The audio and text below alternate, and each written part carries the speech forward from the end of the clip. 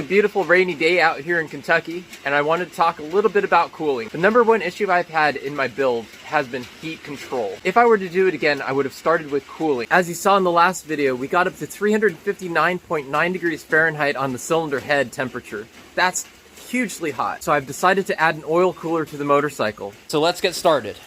Here's the oil cooler kit that I got for the motorcycle. It is a Kitaco kit, model number 360-1470100. This is meant for the 164cc and 181cc Kitaco kits. It comes with fairly decent instructions, although all in Japanese. It comes with this neat mounting kit, as well as these connections for your oil cooler lines. Here's the oil cooler itself. It's only about 9 inches wide, which was pretty surprising, very small, as well as your oil lines themselves. The oil cooler capacity is about 75 cc. The first step is to warm up the oil, so I'm going to take it on a brief ride. Then drain your oil. Here's what was collected on a magnetic oil drain plug.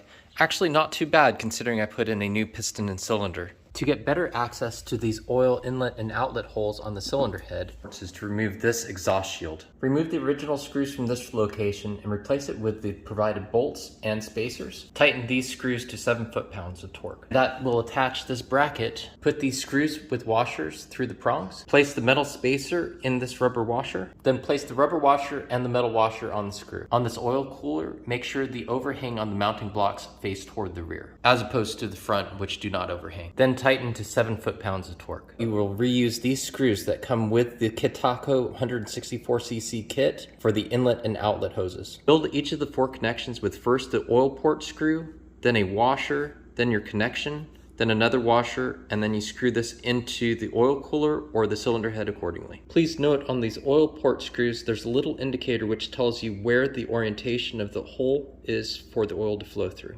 I'm going to line that up with the internal hole for this oil extraction port. Screw these in, we'll worry about orientation later. Do not torque it down. Next, connect your hose lines. The bottom one coming out of the cylinder goes to the nearest on the oil cooler. I decided to route my hoses going back first. After a bit of finagling, this is how I routed all the oil lines. You can see this first oil line comes around back here behind these tubes and then around the coil into the oil cooler, and the second line comes up from the top here, again goes behind those other lines, and then on up here to the oil cooler. Makes a nice neat package. All of these oil connections should be torqued down to about 11 foot-pounds of torque, and again I'm putting those little holes in line with the outputs. Replace your oil drain plug and refill your oil. Remember to add about 75 to 100 milliliters more oil than you usually add. Torque that oil plug to 18 foot-pounds. Standard oil change is 0.7 liters, and if you do a major engine haul, it's 0.9 liters, so add about 100 milliliters to those numbers. I'm gonna run it at idle for a bit longer than usual just to make sure that oil cooler is fully filled with oil before starting off on the bike. Here's the motorcycle with the oil cooler in place. I still have the skin off of the motorcycle, but you can kind of see how that looks. Looks pretty nice. I think it tucked away nicely. I was a little worried about those oil carrier tubes, but they look good. Here's my first start. I'll probably set it there in idle for about a minute or two before checking the oil and adding more if necessary. Check for any oil leaks around your new unions. All 4 of them. No oil leaks here. Recheck your oil level and refill as appropriate.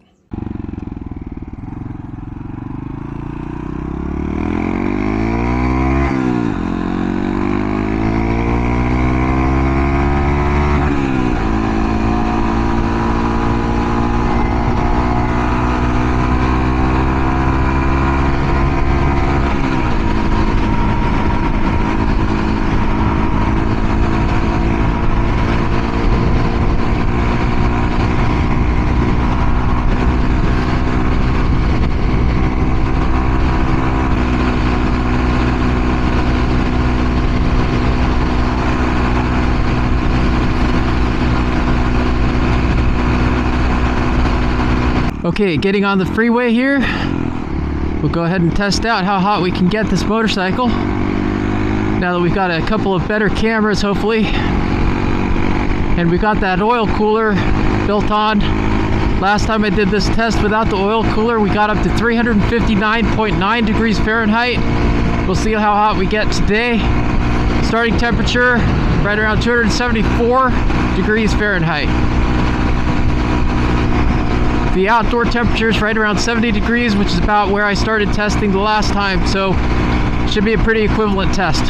This test is with the 164cc Kitaco cylinder and piston, along with the stock airbox, the Takagawa Sports exhaust, as well as a big throttle body at about 28 millimeters versus the stock, of which I believe is 24 millimeters. Have that nice op-mid multimeter, which can display your RPMs, your speed, your oil temperature, which is really what we're paying attention to today, as well as your gear. 304.5. I gotta back off the throttle for this exit. It'll be 17 miles to my next exit.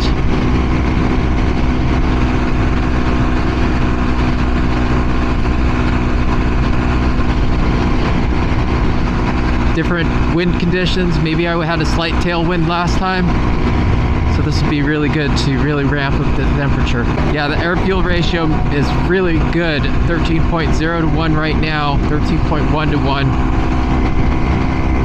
Really not sure if I need to switch to the 170. It might give me a little bit better fuel economy, potentially, at moderate throttle. Very low throttle actually, since it adjusts to 13.0 to 1 pretty readily in closed loop. But for wide open throttle and mid throttle, I think this is fairly ideal for this particular setup.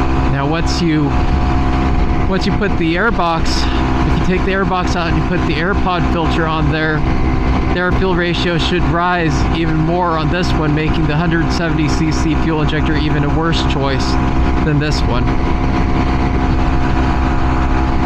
So we may be looking at the ideal setup right now, actually. Obviously you get more horsepower and more speed with the AirPod filter. We showed it gave about 3 more miles per hour.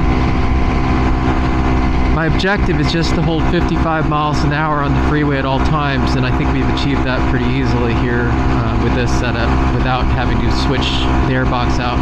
And I'm going to describe in detail in a later video exactly why I want to keep the stock airbox versus using the AirPod. It's not just a quest for speed, but it's also a quest for versatility on this motorcycle.